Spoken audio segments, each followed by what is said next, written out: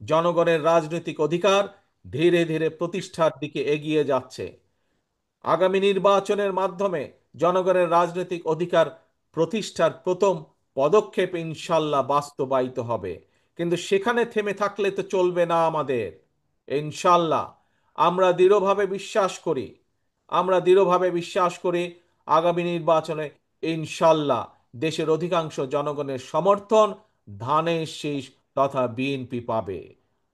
এবং ধানের শীষ এবং বিএনপি পাবার পরে আমাদের সামনে অনেকগুলো চ্যালেঞ্জ আছে।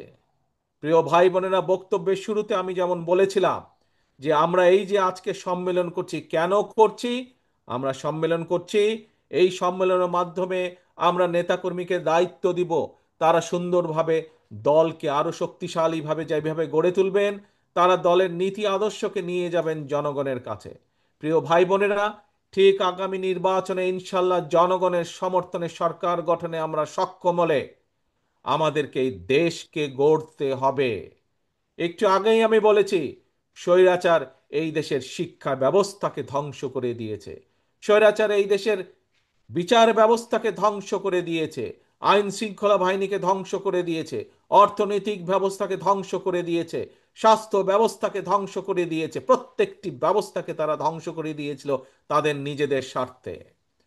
আজকে তাই আমাদেরকে ইনশাল্লাহ আগামী নির্বাচনে আমরা সরকার জনগণের সমর্থন নিয়ে ইনশাল্লাহ সরকার গঠনে সক্ষম হলে পরে আমাদেরকে এই চ্যালেঞ্জগুলো মোকাবেলা করতে হবে। অনেকগুলো চ্যালেঞ্জ আছে সামনে। এই দেশের যারা যুবক, যারা বেকার, তাদের কর্মসংস্থানের ব্যবস্থা করতে হবে। যুবকদেরকে হয় আমাদের ট্রেনিং দিতে হবে, দক্ষ করে গড়ে তুলতে হবে। দক্ষ করে গড়ে তোলার মাধ্যমে তাদের কর্মসংস্থান দেশে এবং বিদেশে করতে হবে। প্রিয় ভাই বোনেরা, স্বৈরাচার শিক্ষা ব্যবস্থাকে ধ্বংস করে দিয়ে গেছে। আমাদেরকে এই শিক্ষা ব্যবস্থাকে ঢেলে সাজাতে হবে। আমাদেরকে প্রাথমিক পর্যায় থেকে শুরু করে স্কুল কলেজ পর্যায় পর্যন্ত আমাদেরকে ভালো শিক্ষক নিয়োগ করতে হবে, নতুন শিক্ষক নিয়োগ করতে হবে। এর মাধ্যমে যেমন কর্মসংস্থানের ব্যবস্থা করতে হবে, একইভাবে শিক্ষার আলো পৌঁছে দিতে হবে আমাদের শিক্ষার্থীদের কাছে। কারণ এই শিক্ষার্থী তারাই হচ্ছে আমাদের ভবিষ্যৎ। বাংলাদেশ, আমাদের ভবিষ্যৎকে গড়ে তুলতে হবে। প্রিয় ভাই বোনেরা, আমাদের স্বাস্থ্য ব্যবস্থা আমাদের স্বাস্থ্য ব্যবস্থা ভেঙে ফেলেছে একদম। আমরা দেখেছি স্বৈরাচারের সময় যাদের পক্ষে সম্ভব হয়েছে, স্বৈরাচার এমনভাবে স্বাস্থ্য ব্যবস্থাটাকে সাজিয়েছিল যাতে করে মানুষ বাধ্য হয় পার্শ্ববর্তী একটি দেশে গিয়ে স্বাস্থ্য সেবা নেবার জন্য। এই দেশের ডাক্তার নার্সদের, এই দেশের চিকিৎসা কেন্দ্র হসপিটালগুলোর ব্যবস্থাগুলো একদম ধ্বংস করে দিল। ইচ্ছা করে তারা পাঠিয়ে দিত ভিন্ন একটি দেশে, পার্শ্ববর্তী দেশে। এবং আমাদের যেরকম ধ্বংস করে দিয়েছে চিকিৎসা ব্যবস্থা, একইভাবে বৈদেশিক মুদ্রাগুলাও চলে যেত, চিকিৎসার নাম করে বৈদেশিক মুদ্রা চলে যেত। প্রিয় ভাই বোনেরা, এই ব্যবস্থার পরিবর্তন করতে হবে। আমাদের নিজেদের ডাক্তার গড়ে তুলতে হবে, নিজেদের নার্স গড়ে তুলতে হবে। আমাদেরকে আমাদের হাসপাতালগুলোকে এমনভাবে ধীরে ধীরে গড়ে তুলতে হবে যাতে বাংলাদেশের মানুষ, সেটি ধনী হোক গরিব হোক, যেই মানুষই হোক না কেন, সঠিকভাবে এই দেশের হাসপাতালগুলোতেই যেন মানুষ চিকিৎসা পায়। প্রিয় ভাই বোনেরা, বাংলাদেশ একটি কৃষি প্রধান দেশ। এই রাজশাহী মহানগরী বা এই রাজশাহী জেলা, এই রাজশাহী বিভাগ, আমরা দেখেছি কিভাবে ফারাক্কার কারণে আজ পদ্মা নদী শুকিয়ে যাচ্ছে। আমরা দেখতে পাচ্ছি কিভাবে একসময় সুজলা সুফলা সবুজের ছায়া ছিল, সেখানে এই পানির অভাবে কিভাবে, পদ্মা নদীর পানির অভাবে কিভাবে চারিদিকে মরুভূমি হয়ে যাচ্ছে ধীরে ধীরে। প্রিয় ভাই বোনেরা, আমাদেরকে চেষ্টা করতে হবে। আমরা আন্তর্জাতিক আদালতে যাব দরকার হলে, আমরা জাতিসংঘে যাব দরকার হলে, আমাদের পানির হিস্যা বের করে নিয়ে আসতে হবে। আবার আমাদেরকে পদ্মা নদীতে পানির ব্যবস্থা করতে হবে। আমাদেরকে খালগুলো খনন করতে হবে যাতে শুকনো মৌসুমে যদি আবার পানি নিয়ে আমরা পানির ব্যবস্থা করি এবং আবার যদি পানি নিয়ে তারা ঝামেলা করে, তাহলে যাতে আমাদের খালগুলো পানি ধরে রাখতে পারে আমাদের কৃষকদের জন্য, আমাদের মানুষের ব্যবহারের জন্য সার্বিকভাবে পানির ব্যবস্থা আমাদেরকে করতে হবে। কাজে প্রিয় ভাই বোনেরা, সামনে অনেক কাজ, সামনে অনেক চ্যালেঞ্জ। এই চ্যালেঞ্জগুলো আমাদেরকে নিতে হবে। আমাদেরকে আমাদের দেশের বেকারদের কর্মসংস্থানের ব্যবস্থা করতে হবে, ছোট ছোট কলকারখানা আমাদেরকে গড়ে তুলতে হবে। এই কলকারখানা গড়ে তোলার মাধ্যমে এই কলকারখানায় যেসব দ্রব্য উৎপাদিত হবে সেগুলো একদিকে দেশের মানুষের ব্যবহারের জন্য, আবার একই সাথে আমাদেরকে বিদেশেও রপ্তানি করতে হবে। প্রিয় ভাই বোনেরা, প্রিয় ভাই বোনেরা, আমাদের সামনে চ্যালেঞ্জ আছে। আজ বহু মানুষ বিভিন্ন সমস্যার কারণে বিচারালয়ে যেতে হয়, বিভিন্ন পর্যায়ের বিচার ব্যবস্থার কাছে বহু মানুষকে যেতে হয়। সেটি জমির সমস্যা হোক, বিভিন্ন বিষয় সমস্যা হোক, পারিবারিক হোক, সামাজিক হোক, বিভিন্ন ব্যবসা, কিন্তু আমরা দেখছি কিভাবে বিচার ব্যবস্থার জটিলতার কারণে, দীর্ঘসূত্রিতার কারণে বছরের পর বছর সাধারণ মানুষকে কোর্টের বারান্দায় ঘুরতে হয়। আমাদেরকে এই ব্যবস্থার পরিবর্তন করতে হবে, যাতে করে মানুষ দ্রুত বিচার ব্যবস্থা পায়, দ্রুত বিচার পায়, দ্রুত সুরাহা করতে পারে তার সমস্যার সমাধান। প্রিয় ভাই বোনেরা, আপনাদের সামনে আমি এরকম কতগুলো চ্যালেঞ্জের কথা আজ তুলে ধরেছি। এরকম আরো বহু চ্যালেঞ্জ আছে আমাদের। এই চ্যালেঞ্জগুলো আমাদেরকে মোকাবেলা করতে হবে। কৃষির চ্যালেঞ্জ আছে, কৃষকদেরকে সঠিক সময় বীজের ব্যবস্থা করতে হবে, কৃষকদেরকে সঠিক সময়ে আমাদের সার পৌঁছাতে হবে, কৃষি উৎপাদন আমাদেরকে বাড়াতে হবে।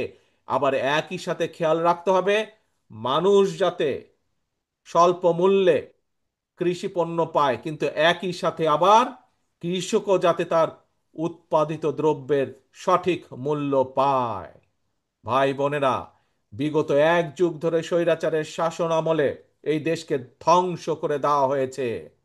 আপনারা যখন মানুষের কাছে যান, মানুষ এই জন্যই আপনাদের কাছে জানতে চায়, কারণ মানুষ বিশ্বাস করে যে একমাত্র বাংলাদেশ জাতীয়তাবাদী দল, একমাত্র আপনাদের প্রিয় দল বিএনপির পক্ষেই সম্ভব ধীরে ধীরে এই দেশকে আবার গড়ে তোলা।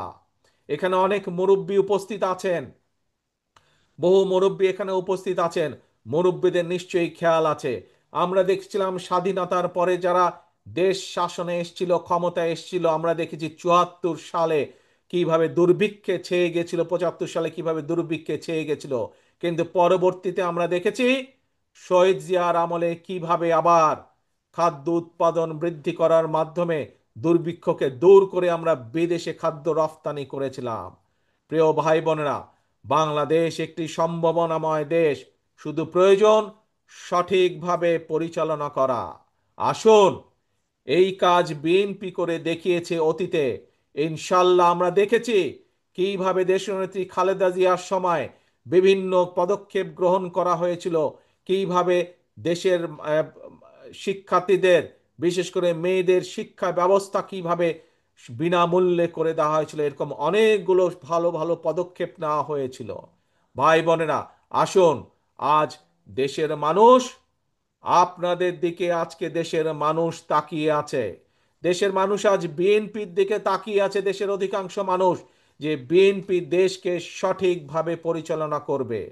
কিন্তু এই যে চ্যালেঞ্জগুলো আছে, যেই চ্যালেঞ্জগুলোর কথা আপনাদের সামনে আমি তুলে ধরলাম, এই চ্যালেঞ্জগুলো যদি মোকাবেলা করতে হয়, তাহলে সবচেয়ে প্রথম কাজ হচ্ছে আমাদেরকে ঐক্যবদ্ধ হতে হবে। বিএনপির সকল নেতা কর্মীদেরকে ঐক্যবদ্ধ হতে হবে। আমরা যদি ঐক্যবদ্ধ হতে না পারি, তাহলে আমরা ওই চ্যালেঞ্জগুলো মোকাবেলা করতে পারবো না। জনগণের আস্থা এবং জনগণের বিশ্বাস আমাদের উপরে আছে, কিন্তু এই বিশ্বাস এবং আস্থা ধরে রাখার দায়িত্ব কিন্তু জনগণের না। এই বিশ্বাস এবং আস্থা ধরে রাখার দায়িত্ব কার? আমাদের সকলের। আমরা যারা বিএনপি করি, জনগণ যাতে আমাদের উপরে আস্থা রাখে, জনগণ যাতে আমাদের উপরে বিশ্বাস রাখে, সে আস্থা এবং বিশ্বাস ধরে রাখার দায়িত্ব কার? কি ভাই, কার এই দায়িত্ব বলেন দেখে? কে? শুনতে পাই না, আমি অনেক দূরে, হাত তুললে আমি দেখতে বুঝতে পারবো যে কার। আপনারা বলছেন কি আপনাদের? ইয়েস, এই দায়িত্ব হচ্ছে শহীদ জিয়ার প্রতিটি নেতাকর্মীর, এই দায়িত্ব হচ্ছে খালেদা জিয়ার প্রতিটি নেতাকর্মীর, এই দায়িত্ব হচ্ছে শহীদ জিয়ার নেতাকর্মীর, এই দায়িত্ব হচ্ছে খালেদা জিয়ার নেতাকর্মীর। দায়িত্ব জনগণের যে আস্থা আমাদের উপরে আছে, এই আস্থাকে ধরে রাখা। প্রিয় ভাই বোনেরা, আসুন, এই দেশ আমাদের সকলের। এই দেশ বাংলাদেশের 20 কোটি মানুষের দেশ। শহীদ জিয়া স্বাধীনতা ঘোষণার মাধ্যমে এই দেশের কে মুক্ত করার, এই দেশকে স্বাধীন করার যুদ্ধ ঘোষণা করেছিলেন। পরবর্তীতে 90-এ স্বৈরাচারের বিরুদ্ধে আন্দোলন করে স্বৈরাচার মুক্ত করেছিলেন এই দেশ দেশনেত্রী খালেদা জিয়া। কাজেই সেই দলের নেতা এবং কর্মী হিসাবে আজ আপনাদের উপরে পবিত্র দায়িত্ব সামনের দিনে এই দেশকে এগিয়ে নিয়ে যাওয়া, দেশকে পুনর্গঠন করার জন্য। প্রিয় ভাই বোনেরা, আপনাদের নিশ্চয়ই মনে আছে সকলের, প্রায় 2 বছর আগে স্বৈরাচারের সময় আমরা বাংলাদেশের মানুষের সামনে 31টি দফা উপস্থাপন করেছিলাম, যেগুলো রাষ্ট্র মেরামত দফা হিসাবে পরিচিতি লাভ করেছিল। সেই 31 দফার মধ্যে আমরা বিভিন্ন সংস্কার কর্মসূচি দিয়েছিলাম।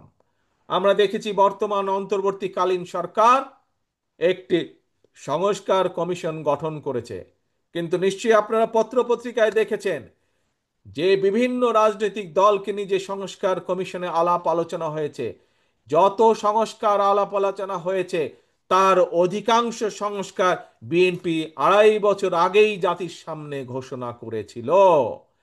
আজ অনেকে সংস্কার নিয়ে করছে, কথা বলছে, কিন্তু এই সকল সংস্কারের কথা আমরা আগেই বলেছি, কারণ আমরা বিশ্বাস করি যে এই দেশকে যদি সামনে এগিয়ে নিতে হয়, এই দেশের মানুষের জীবন ব্যবস্থার যদি উন্নতি করতে হয়, তাহলে কতগুলো ব্যাপারে রাষ্ট্রের সংস্কার করতে হবে। এবং সেই জন্যই আমরা অন্য কেউ চিন্তা করার আগে বিএনপি আপনাদের দলই দেশের সামনে, দেশের মানুষের সামনে সর্বপ্রথম প্রায় 2.5 বছর আগে সংস্কার প্রস্তাব উপস্থাপন করেছি আমরা। প্রিয় ভাই বোনেরা, আসুন আজকে আমরা স্বৈরাচারকে আমরা বিদায় করেছি, বিতাড়িত করেছি। আমরা দেশের মানুষের সামনে সংস্কার প্রস্তাব দিয়েছি দেশকে পুনর্গঠন করার জন্য, দেশকে এগিয়ে নিয়ে যাওয়ার জন্য, দেশের মানুষের জীবন ব্যবস্থা ভালো করার জন্য। আমাদের পরবর্তী পদক্ষেপ, আমরা আমাদের পলিসি দিয়েছি, আমরা আমাদের পরিকল্পনা দেশের মানুষের সামনে উপস্থাপন করেছি। এখন আমাদের পরবর্তী পদক্ষেপ জনগণের আস্থা অর্জন করার মাধ্যমে, জনগণের বিশ্বাস অর্জন করার মাধ্যমে আমাদের এই 31 দফা বাস্তবায়ন করা। এই যে 31 দফার মধ্যে আপনাদের সামনে যে কিছুক্ষণ আগে কিছু চ্যালেঞ্জের কথা বললাম, বেকারদের কর্মসংস্থান, স্বাস্থ্য ব্যবস্থা, কৃষি ব্যবস্থা, শিল্পের উন্নয়ন, বিচার ব্যবস্থা, এই যে নদী খনন, খাল খনন, এই যে আপনাদের সামনে আমি চ্যালেঞ্জগুলোর কথা বললাম, এই চ্যালেঞ্জগুলো আমাদেরকে মোকাবেলা করতে হবে, তা না হলে দেশ পিছিয়ে যাবে, দেশের মানুষ আরো কষ্ট পাবে। কাজেই দেশের মানুষের এই কষ্ট লাঘব করতে হলে, দেশকে সামনে এগিয়ে নিয়ে যেতে হলে, জনগণের আস্থা অর্জন করার মাধ্যমে আমাদেরকে এই চ্যালেঞ্জগুলো মোকাবেলা করতে হবে। এবং তার জন্য দরকার আমাদের সকলকে ঐক্যবদ্ধ হওয়া, তার জন্য দরকার আমাদের নিজেদেরকে ডিসিপ্লিন হওয়া, আমাদেরকে ডিসিপ্লিন হওয়া দরকার, আমাদেরকে ঐক্যবদ্ধ হওয়া দরকার। আজকের এই কাউন্সিলের মাধ্যমে আমার প্রত্যাশা থাকবে রাজশাহী মহানগরীর প্রত্যেকটি নেতাকর্মীর কাছে, প্রত্যেকটি নেতাকর্মীর কাছে আমার প্রত্যাশা থাকবে আজকের এই কাউন্সিলের মাধ্যমে আমরা শপথ গ্রহণ করব যে আমরা সকলে ইনশাল্লাহ ঐক্যবদ্ধ থাকব, এক, এবং আগামী দিনে জনগণের আস্থা অর্জনের মাধ্যমে আমরা দেশকে পুনর্গঠনের কাজে হাত দেব। এটা হচ্ছে দুই। কি হলো তাহলে আজকে? আজকে আমরা দুটি শপথ নিচ্ছি। এক, এই কাউন্সিলের মাধ্যমে প্রিয় ভাই বোনেরা, আমরা সকল পর্যায়ের নেতাকর্মী, আমরা রাজশাহী মহানগরের সকল পর্যায়ের নেতাকর্মী ইনশাল্লাহ আমরা সকলে ঐক্যবদ্ধ থাকব। আজকের এই কাউন্সিলের মাধ্যমে আমরা প্রথম প্রতিজ্ঞা করছি, ঠিক আছে? কি প্রতিজ্ঞা করলাম আমরা? ইনশাল্লাহ আমরা প্রতিজ্ঞা করছি সকল নেতাকর্মী আমরা রাজশাহী মহানগরে ঐক্যবদ্ধ থাকব। দুই, কেন ঐক্যবদ্ধ থাকব? ঐক্যবদ্ধ আমরা এজন্যই থাকব যে দেশের মানুষ বিএনপির উপরে আস্থা রাখে, বিশ্বাস করে। তাদের সেই আস্থা এবং বিশ্বাসের মূল্যায়ন করতে হবে আমাদেরকে, আমাদেরকে সেই আস্থা এবং বিশ্বাসকে মূল্যায়িত করতে হবে। এবং